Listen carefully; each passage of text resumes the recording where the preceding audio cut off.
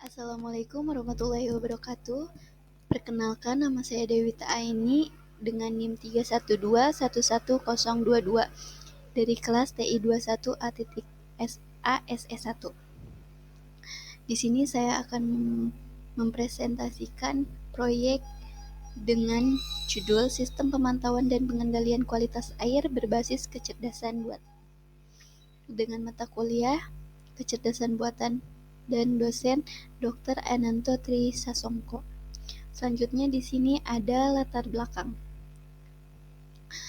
Air merupakan sumber daya alam yang sangat vital bagi kehidupan manusia dan makhluk hidup lainnya. Kualitas air yang baik menjadi syarat utama untuk berbagai kebutuhan, mulai dari konsumsi rumah tangga, pertanian, hingga industri.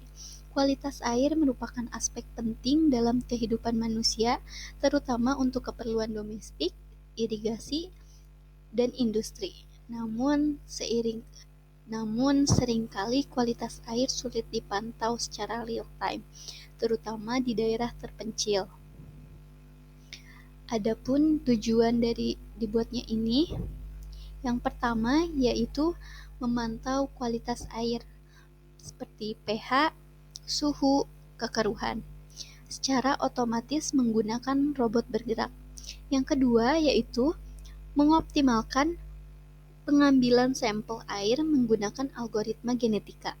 Yang ketiga, menganalisis data kualitas air menggunakan jaringan saraf tiruan (ANN). Yang keempat, membuat keputusan berdasarkan logika fuzzi untuk menentukan apakah air layak digunakan. Yang kelima dan yang terakhir, menggunakan klasifikasi Naive Bayes untuk mengkategorikan kondisi air seperti baik, sedang, buruk.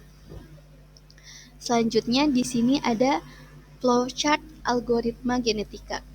Proses algoritma genetika dijelaskan seperti flowchart ini. Yang pertama yaitu awalnya tuh sistem membuat lokasi pengambilan sampel secara acak.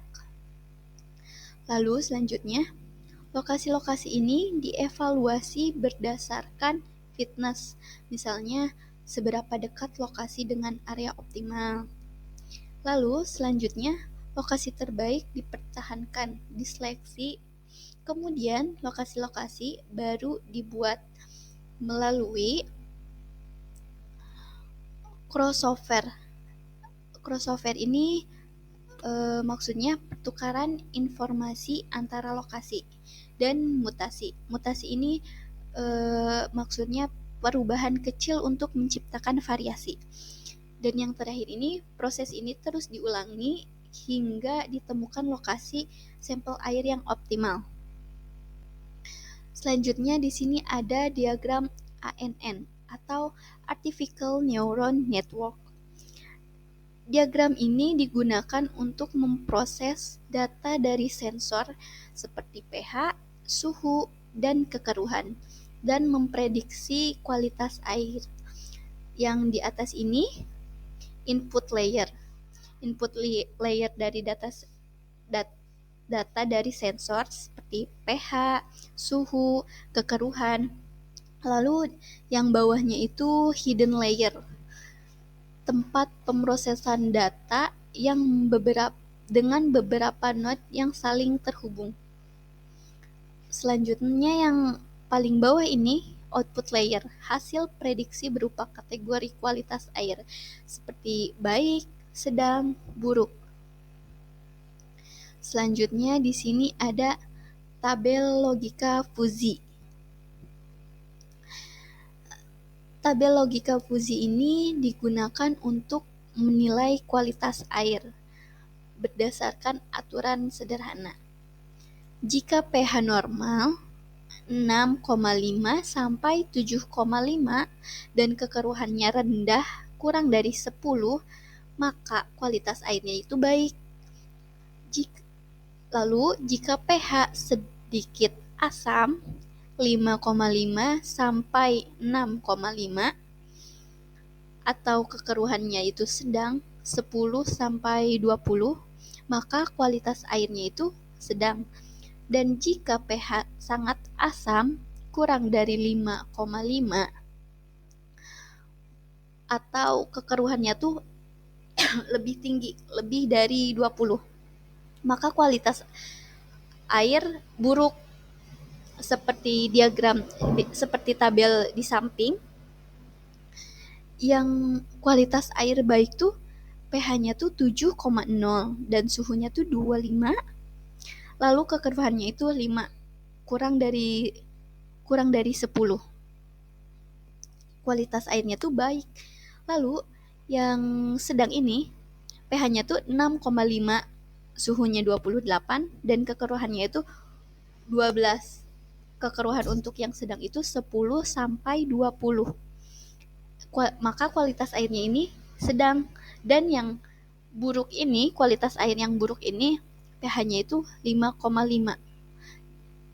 Yang kurang dari 5,5 itu kualitas airnya buruk dan kekeruhannya itu, yang buruk itu lebih dari 20. Di sini 25 dan 30, maka kualitas airnya itu buruk.